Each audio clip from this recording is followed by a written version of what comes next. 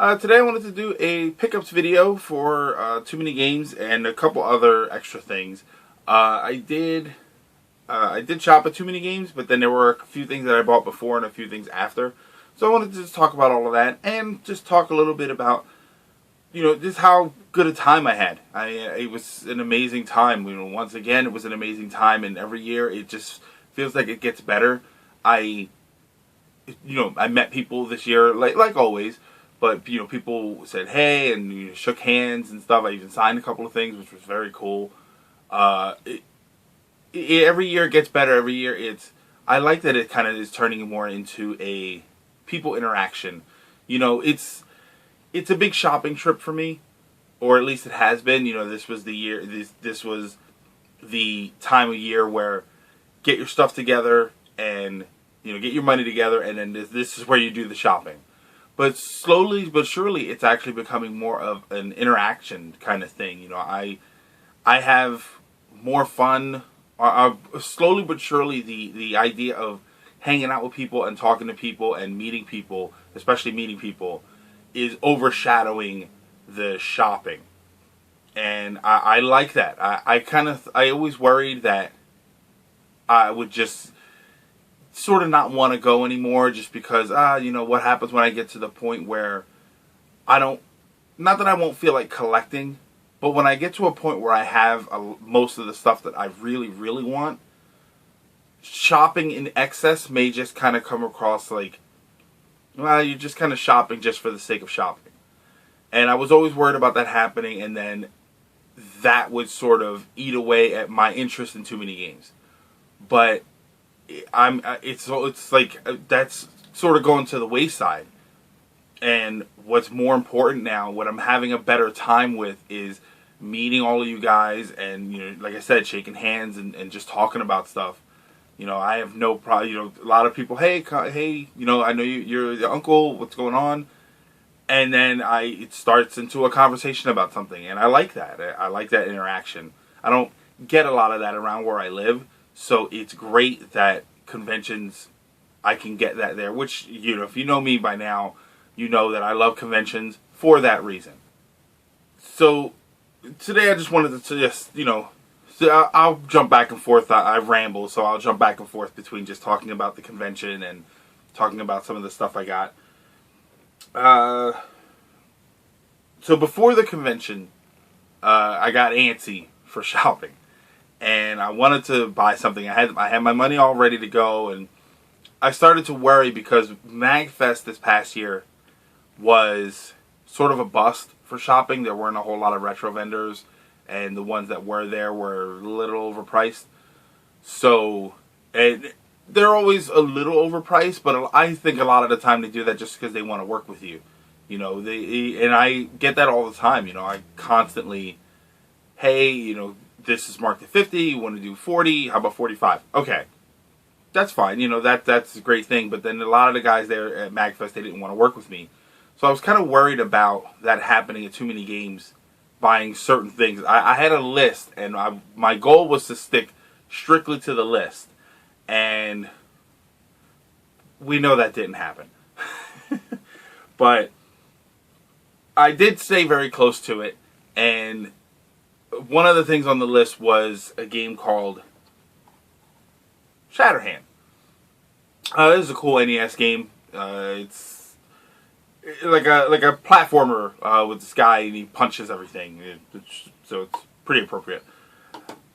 I was worried that they were going to have it and it was going to be way overpriced, over other areas that I could buy the games, which I don't like to use, but I do. So I got antsy and I ordered it on eBay. It came in after I had already left for Too Many Games. I left on Thursday. Got the notification Thursday afternoon that it was at my house. So I'm happy I have it. I just kind of wish it would have showed up a little sooner. As for Too Many Games, yeah, everything else is from Too Many Games. I picked up a stack of NES games. I'll try and hold that so you can see them. Hang on a second here.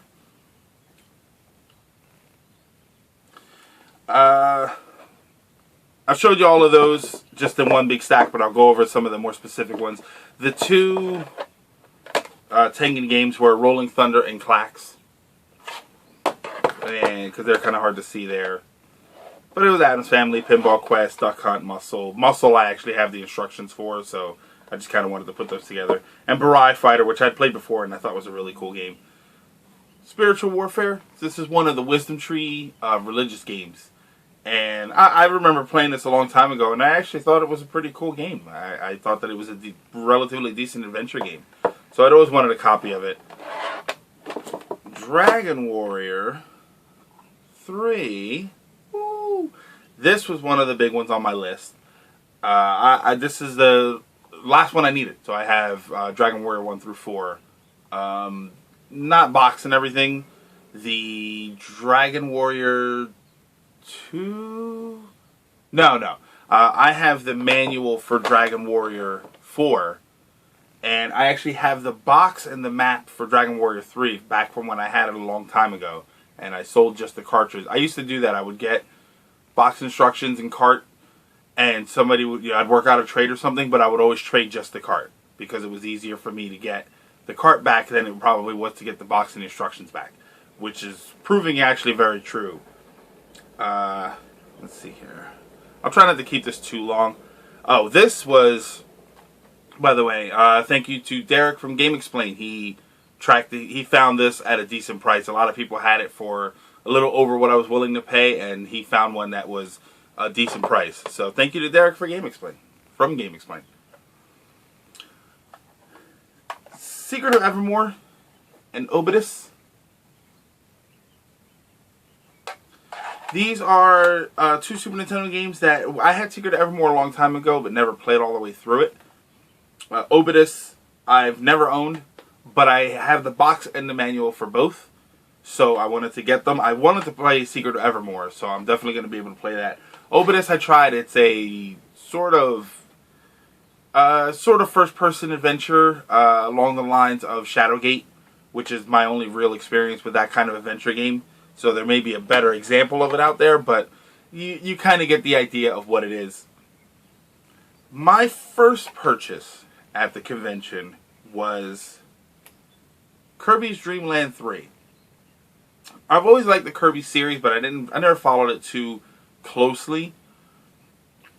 I was going through the guys' games, and at the beginning of the convention, I usually like to do a lay of the land sort of overview of what everybody has. Excuse me.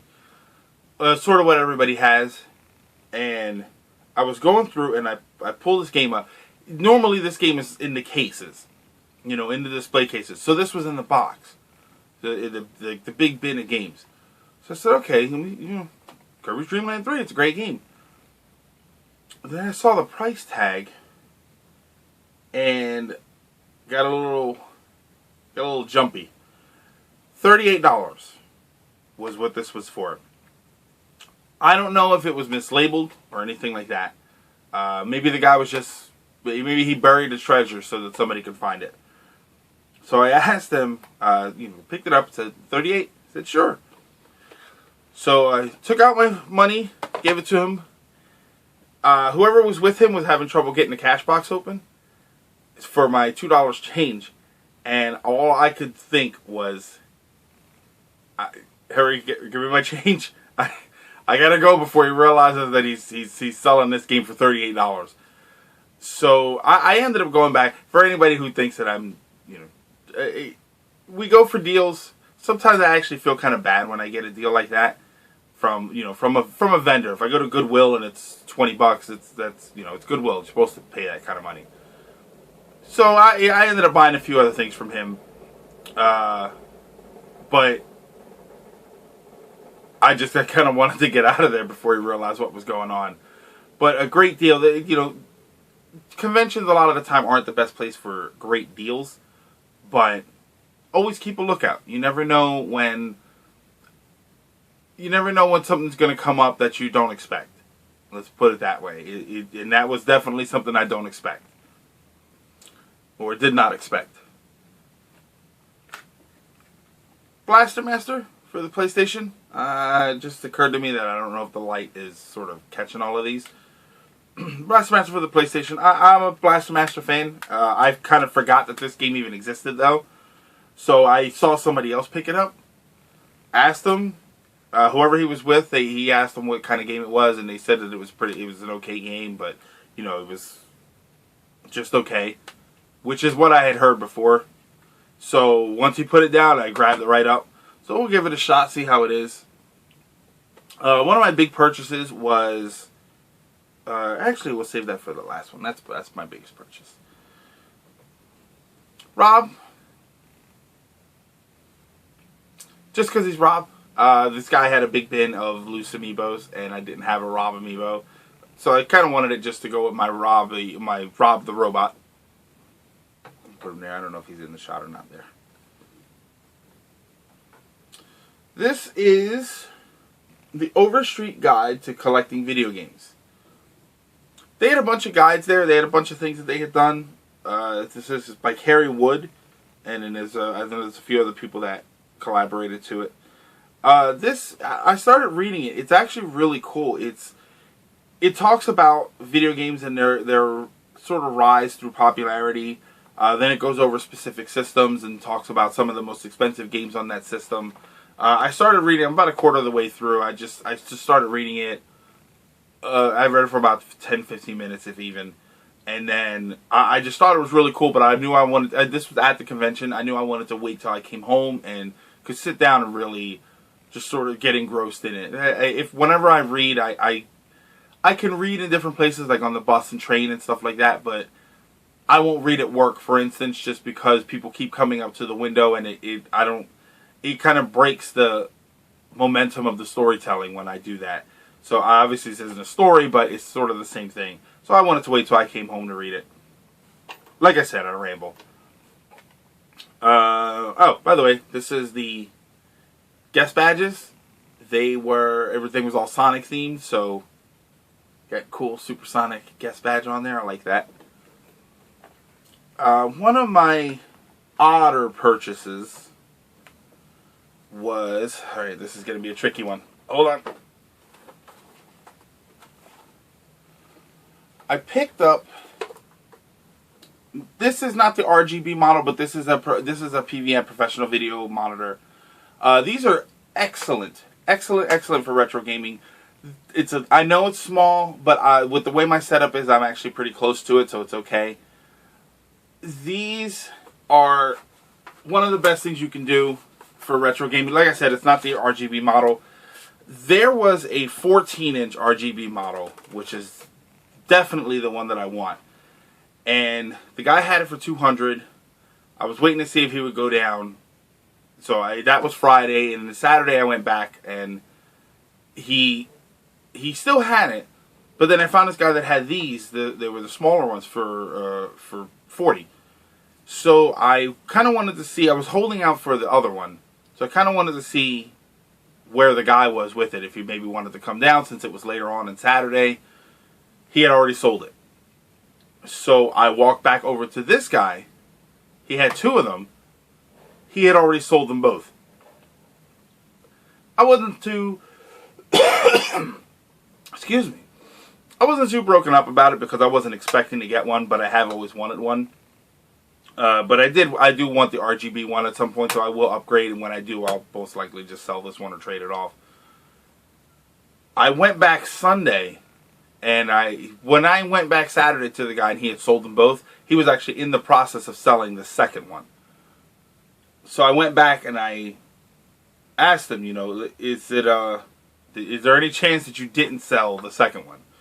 He said, no, we did sell the second one, but I have another one in the car. Apparently he had about 8 of them over the course of the weekend. So he brought it in. I checked it out. Everything works fine. So I picked this up. So I'm pretty happy with this. Like I said, when I get the bigger one, when I get the one that's RGB, this has S-video input, which looks... I put my Super Nintendo on it, and it's beautiful. When I get an RGB one, I'll most likely just dump this one. So let's see here.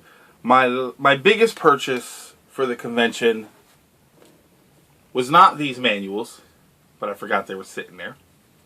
Just manuals that I needed. But my biggest purchase for the convention was Tales of Destiny for the PlayStation. I loved this game when I first played it. And when I first played it, it's pretty much the only time I played it. It was a friend of mine's, and we tried it out, and I played it for about 2 hours, 3 hours, and then that was it.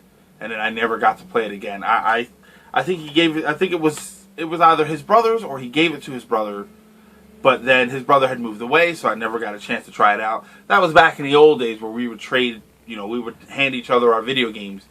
My first experience with Chrono Trigger was I had a friend who, in high school, he thought Chrono Trigger was the greatest RPG ever.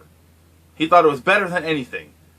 And I thought Final Fantasy 3/6 was the best RPG ever. So we'd argue back and forth, and it was all good fun. It was all in good spirit. We'd argue back and forth, and then it occurred to us that we hadn't played the other one. Like, the argument was always, it's better, it's got this and that, it's got this and that. But it was never about what it had over the other one, because we hadn't played the other one. We would just talk about what we liked about the game. We couldn't actually compare them. So one day we traded them. We brought them in, and I gave him my Final Fantasy 3. He gave me his Chrono Trigger. So we played them, and I remember returning. I came back a couple days later. I've been there, but I hadn't played it much. So when I had finally played through it a lot, I remember telling him, this game is amazing, man. This is unbelievable. And then I was like, the courtroom scene, and it was it was a great story. And I asked him, what did you think of Final Fantasy 6? And he just goes, this game is awesome, man. When you get on the raft and you're trying to get away from them, and it was fun to do that back then. And I sometimes I don't feel like I don't hear enough stories about people doing that anymore. So, yeah, Tales of Destiny was how I managed to play that game the first time. But because of circumstance, I never got to play it again.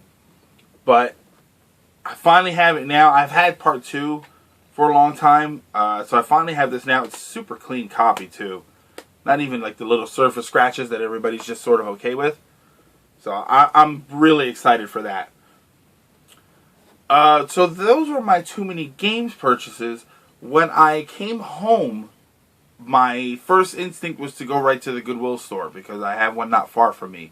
I usually go to those every day, and I have a couple of them, but there's only one that's the one by my house is the one that I go to very regularly. And I do get some pretty good scores. If you follow me on Twitter, SilverGreg78. If you follow me there, every once in a while you'll see me post pictures of some of the big finds that I've gotten. So I went there, and in the case was an Atari with a whole bunch of games, and they had a Wii with no games. But the Wii was $10, but I don't need a Wii anymore. And they also had an NES front loader, all the wires and everything, with Marble Madness complete. Super clean box, everything like that. So for a decent price. So that's going right back in the trade bin. That's one of the cool things you can do. Like I paid $40 for it, so it's a little more than I usually would pay. Excuse me, than I would pay for a system.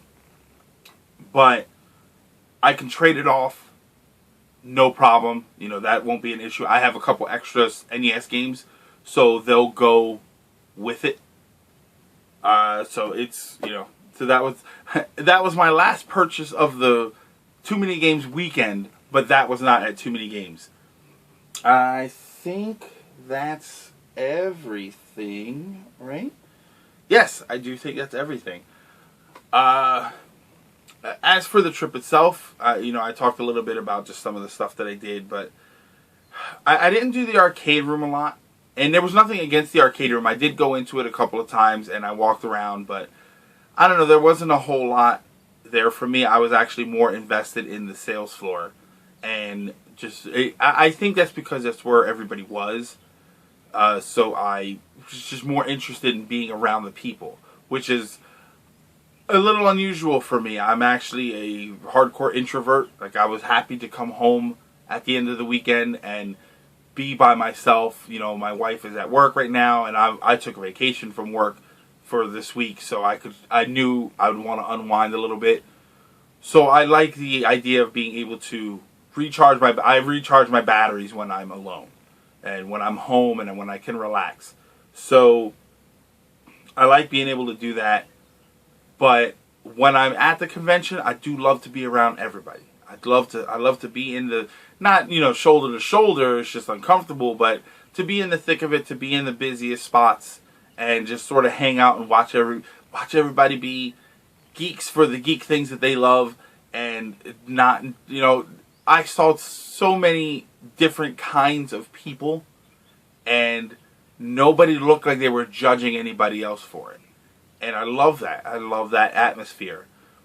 So I did that. I did a few panels. I did the Some Call Me Johnny panel. I did the Game Explained panel. I went to a panel on retro collecting and talking about just some of the tips as far as where to shop and how to shop, where not to shop, and what kind of customer you shouldn't be, what kind of vendors to avoid, things like that.